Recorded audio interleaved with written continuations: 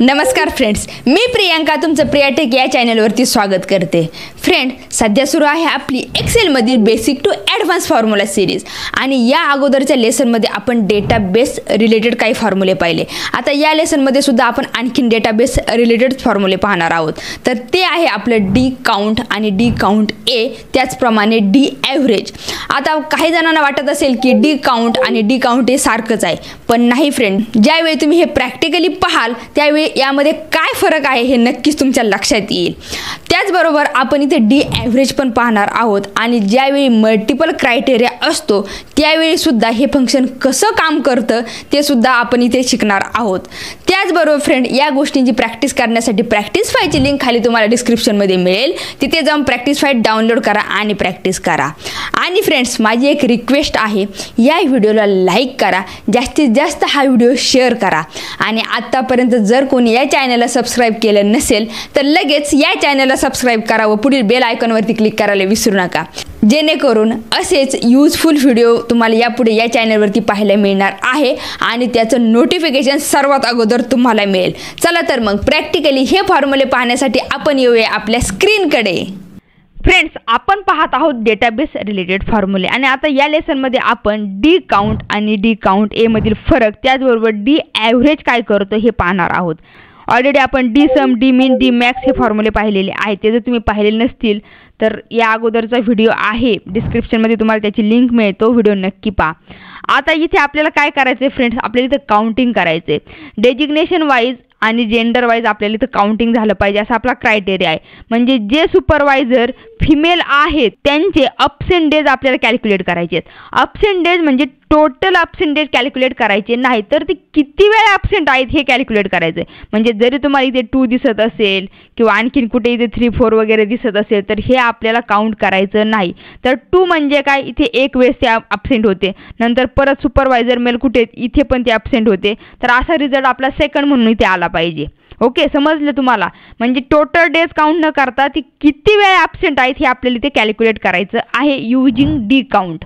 त्यासाठी आपण function use करणार आहोत आता डी काउंट। त्या बटन प्रेस करा आणि मी जसं तुम्हाला अगोदर सांगितलं होतं फ्रेंड, ज्यावेळेस आपण हे डेटाबेस रिलेटेड फंक्शन घेतो तर त्यावेळेस तुम्हाला यांचं सगळीकडे जे आर्ग्युमेंट आहेत ते सेमच पाहायला मिळतील, डेटाबेस, फील्ड आणि क्रायटेरिया आहे की नाही। तर आता फर्स्ट घेऊया आपण डेटाबेस। तर डेटाबेस आपल्याला असा प्रॉपर डेटाबेस सिलेक्ट करणं गरजेचं आहे। त्यानंतर कॉमा, आता फील्ड। आता फील्डमध्ये काय द्यायचं, आता इथे तर आपण वरती काउंटिंग घेतलंय, इथे तर प्रॉपर कॉलम नाही आहे। ह्या कॉलमचं नाव कुठे इथे दिसतं का तुम्हाला कॉलम हेडिंगमध्ये? इथे कुठेच दिसत नाही, इथे तर काउंटिंग आलंय। हे तर आपण डायरेक्ट घेऊ शकत नाही, तर आपल्याला इथे काय घ्यावं लागेल फ्रेंड, हा अब्सेंट डेचा जो कॉलम आहे ना तो कॉलम आपल्याला इथे घ्यायचा आहे। आपल्याला यामधील काउंटिंग करायचं, हे किती वेळा काउंट हे झालेत म्हणून मी मुद्दाम काउंटिंग घेतलेलं आहे। असं नाही की प्रत्येक वेळी इथे जाऊनच सिलेक्ट करायचं आहे। तर आपण इथे कॉलम नंबर देऊ ना त्याऐवजी, तर कॉलम नंबर किती आहे आपला 4 आहे। हे पहा, एम्प्लॉय नेम 1 2 3 4, तर 4 नंबर आपण दिलेला आहे। त्यानंतर कॉमा देऊया आणि क्रायटेरिया। क्रायटेरिया काय द्यायचं आहे आपल्याला की डेजिग्नेशन आणि जेंडर असं दोन्ही पण क्रायटेरिया आले पाहिजे। म्हणजे सुपरवायझर फिमेल असणारे आपल्याला काउंट करायचे आहेत, म्हणून आपण दोन्ही सिलेक्ट केलं आणि सिलेक्ट करून फक्त एंटर करूया। इथे 3 रिझल्ट आलाय, कारण पहा तुम्हाला इथे दिसेल सुपरवायझर फिमेल इथे एक वेळेस अब्सेंट होते, नंतर सुपरवायझर फिमेल इथे एक वेळेस अब्सेंट होते आणि सुपरवायझर फिमेल इथे एक वेळेस अब्सेंट होते। 3 रिझल्ट आलेला आहे। जर आपण हे डिलीट केलं तर पहा रिझल्ट 2 येतोय आपला। इथे जर आपण परत डिलीट केलं तर रिझल्ट आपला 1 येतोय। समजलं? म्हणजे डिलीट केल्यानंतर तो काउंट करत नाही, किंवा जर आपण इथं टेक्स्ट वगैरे घेतलं तरी सुद्धा काउंटिंग होत नाही। तर हे काउंट कसं करायचं हे तुम्हाला समजले असेल, बट टेक्स्ट असल्यानंतर सुद्धा काउंटिंग झालं पाहिजे। तर त्यासाठी आपण इथे काय यूज करणार आहोत, फक्त आणि फक्त डी काउंट ए। फक्त इथे ए ॲड करा आणि एंटर करायचं। आता पहा रिझल्ट दिसेल तुम्हाला इथे 3 आलेला आहे। म्हणजे जरी टेक्स्ट असेल तरी सुद्धा आपला रिझल्ट इथे येतोय। इथे जर तुम्ही डिलीट केलं तर रिझल्ट येणार नाही, बट इथे जर टेक्स्ट असेल तर आपला रिझल्ट येतो। इथे सुपरवायझर फिमेल, इथे जरी टेक्स्ट असेल तरी आपला इथे रिझल्ट आलेला आहे आणि इथे व्हॅल्यू जरी असेल तरी सुद्धा आपला रिझल्ट इथे येतोय। म्हणजे डी काउंट आणि डी काउंट ए मध्ये काय फरक आहे हे तुम्हाला समजलं असेल। जर टेक्स्ट असेल तर तो डी काउंटमध्ये काउंट केला जात नाही आणि तो जर तुम्हाला काउंट करायचा असेल तर त्यासाठी डी काउंट ए हे फंक्शन आपल्याला यूज करावं लागतं आणि ते आता आपण यूज करून रिझल्ट तुमच्या समोर पाहिलेला आहे। हे जर तुमच्या लक्षात येत असेल, समजत असेल तुम्हाला, तर मला कमेंट करून तसं नक्की सांगा. आणि आत्तापर्यंत व्हिडिओला लाईक केलं नसेल तर लगेच व्हिडिओला लाईक करा, हा व्हिडिओ जास्तीत जास्त शेअर करा. आणि चुकून कोणाचं जर चॅनल सबस्क्राईब करायचं राहिलं असेल तर त्यांनी लगेच या चॅनलला सबस्क्राईब करून घ्या. पुढील बेल आयकॉनवरती क्लिक करायला विसरू नका. आता नेक्स्ट आपण पाहणार आहोत डी ॲव्हरेज.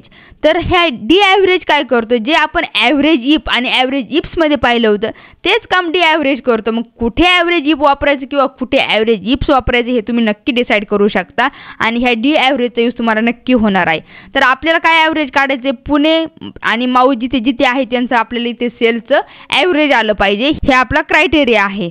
तर पहा, त्यासाठी आपण यूज करणार आहोत डी ॲव्हरेज.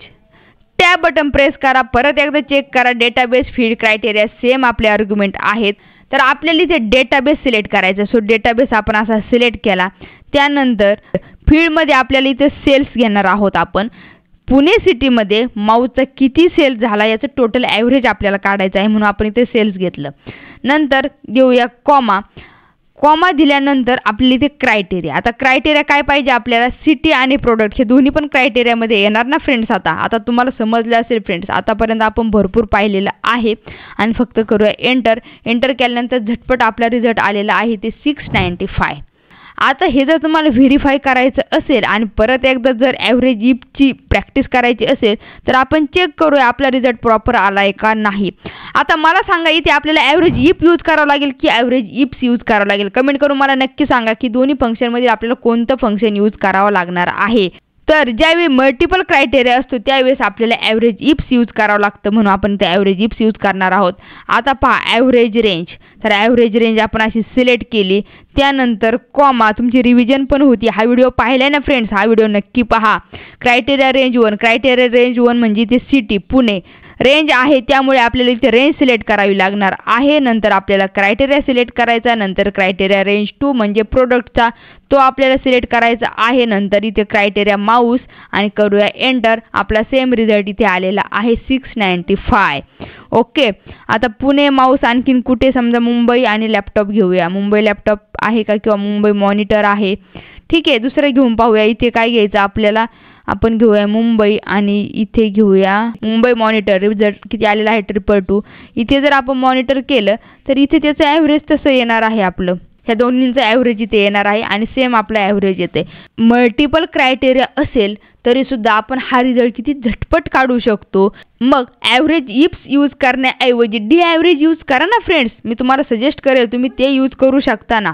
आणि एक गोष्ट लक्षात ठेवा फ्रेंड्स, ज्यावेळेस आपण इथे एखादा समजा कोणताही देतो आणि जर इथे चुकून जर आपल्याकडून समजा इथे सेल आहे आणि जर आपण इथे जर द्यायला गेलो, आता समजा इथे परत एकदा आपण देऊया ॲव्हरेजच देऊया, समजा डी ॲव्हरेज. आता पहा, इथे आपण डेटाबेस घेतला. मी कशासाठी दाखवते तुम्हाला हे लक्षात घ्या. इथे डेटाबेस घेऊया. नंतर फील्ड आपण ही फील्ड घेतली.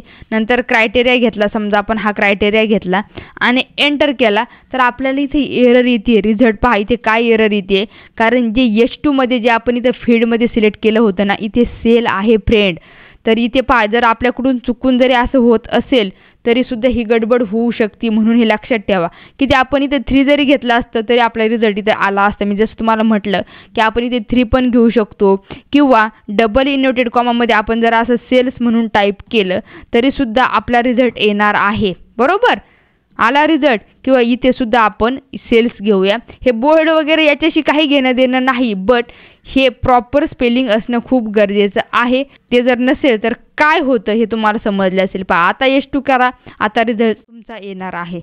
समजलं फ्रेंड. हे छोट्या छोट्या गोष्टीसुद्धा मी तुम्हाला अगदी डिटेलमध्ये सांगितलेल्या आहेत. तुम्ही तुमच्या पद्धतीने सुद्धा जर तुमच्याकडे डेटा असेल तर तरीसुद्धा तुम्ही याची प्रॅक्टिस करू शकता. नसेल डेटा तर प्रॅक्टिस फाईलची लिंक खाली डिस्क्रिप्शनमध्ये तुम्हाला दिलेली आहे. तिथे जाऊन प्रॅक्टिस फाईल डाउनलोड करा आणि प्रॅक्टिस करा.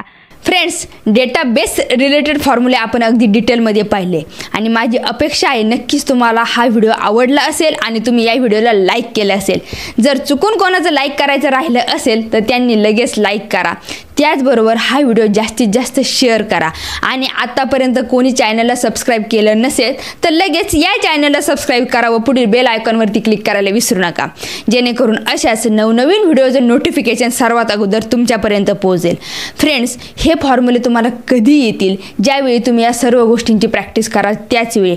आणि मी तुम्हाला परत एकदा आठवण करून देते की प्रॅक्टिस फाईलची लिंक खाली तुम्हाला डिस्क्रिप्शनमध्ये मिळेल, तिथे जाऊन प्रॅक्टिस फाईल डाउनलोड करा आणि प्रॅक्टिस करा. चला तर मग नेक्स्ट व्हिडिओ घेऊन मी येणार आहे लवकरच तुमच्या भेटीला. तोपर्यंत प्रॅक्टिस करत राहा. बाय.